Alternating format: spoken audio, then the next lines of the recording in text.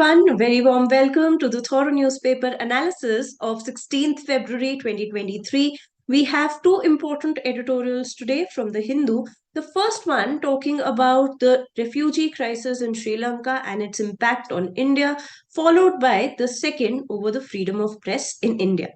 Coming to this first editorial, it will soon be 14 years since the civil war in Sri Lanka ended.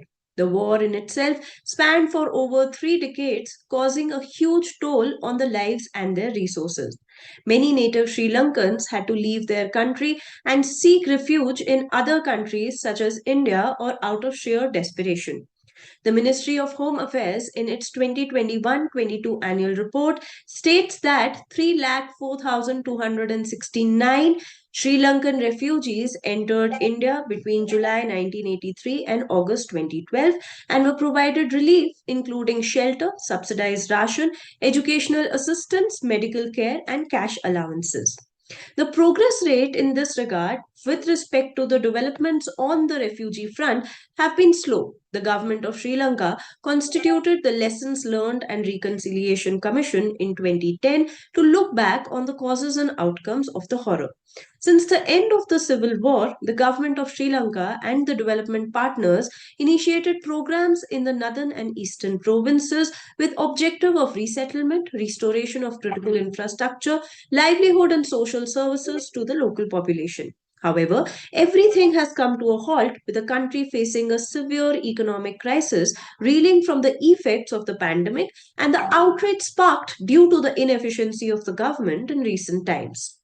What are the number of refugees in India and their voluntary return? In India, 58,648 refugees are residing in 108 camps in Tamil Nadu, while 54 are in Odisha. Another 34,135 refugees registered with Tamil Nadu authorities reside outside the camps. The government of India provided 1,226 crores for relief and accommodation of refugees from July 1983 to March 31st, 2022. Amongst these refugees are the Hill Tamils who have Sri Lankan citizenship due to the Indo-Sri Lanka agreements in 1964, 1974 and 1987. Today, Sri Lankan Tamil refugees in India who wish to return voluntarily are being facilitated by the government of Sri Lanka. Over the last year, 208 individuals have returned voluntarily. Coming to the next editorial on brazen intimidation. The 2 day tax survey at the office of BBC in New Delhi and Mumbai has sparked up controversy as an attempt to produce a chilling effect on Britain's well regarded public broadcaster and also media institutions willing to hold the current regime to account for past actions. The survey officials have held that they were investigating charges of transfer pricing and diversion of profits. The journalists were also subjected to accounting surveys which only come off as means to intimidate media personnel. This adds to the long list of raids on new media houses by CBI, Enforcement Directorate, and the IT officials. India's claim is that it is a flourishing democracy with constitutionally guaranteed institutional freedoms and separation of powers and is unlike authoritarian regimes that have promoted economic prosperity but do not play by institutional rules and values. However, core to this idea is the free functioning of the press in the country.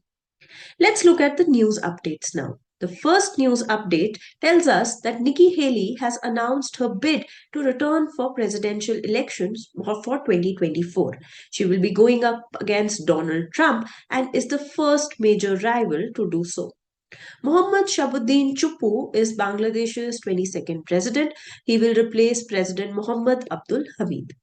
UN Ocean Cleanup Partner to reduce marine pollution. The UN Development Programme UNDP and Dutch non-profit group signed a memorandum of understanding to collaborate on projects. Country's first waste to hydrogen plant to be set up in Pune. This plant will be built by sustainable solutions provider the Green Billions Limited, which has signed a 30-year agreement with the Pune Municipal Corporation.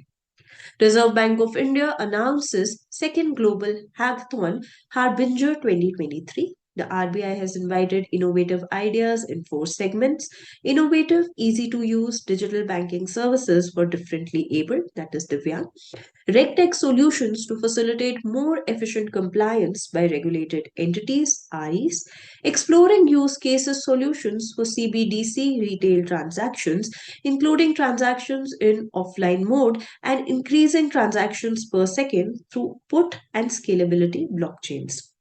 Velocity launches India's first chat GPT powered AI chatbot Lexi. The chatbot has been launched by financial technology company Velocity and has been integrated into their in house analytics tool. BCCI signs up Saudi Tourism as IPL sponsor. This is the first time the IPL shall be sponsored by the government body of a foreign country. Government launches Khanan Prahari app to curb unauthorized mining. The ministry has said that CMS-MS has been developed to curb illegal mining and take transparent action as an e-governance initiative of the government on the use of space technology. The objective of CMS-MS application was to detect citizens' participation against illegal mining by receipt of citizens' complaints through the mobile app. Indian Army gets world's first fully operational swarm drone system. New Space Research, a Bengaluru-based startup, has delivered swarm drones to Indian Army. International Childhood Cancer Day. International Childhood Cancer Day is a global collaborative campaign to raise awareness about childhood cancer observed on 15th February. The last news update tells us about Maharashtra Bhushan Award comprising a medal, a citation of rupees 25 lakh, which has been awarded for social work to Appasaheb Dharmadhikari.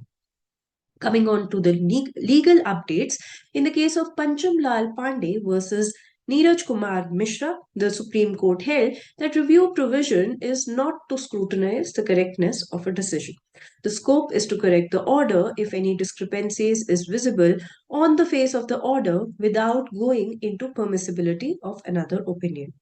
In the case of Ananta Chandrakant Khosle versus Trivikram Atmaram Korjunikar, the court held that ouster of civil court's jurisdiction won't have retrospective effect. Ouster of civil court jurisdiction can be expressed or implied, but it cannot have retrospective effect, annulling a decree validly passed by a Supreme Court. So, friends, these were the legal updates, news editorials, as well as the news updates for today. Thank you so much. Stay tuned for more.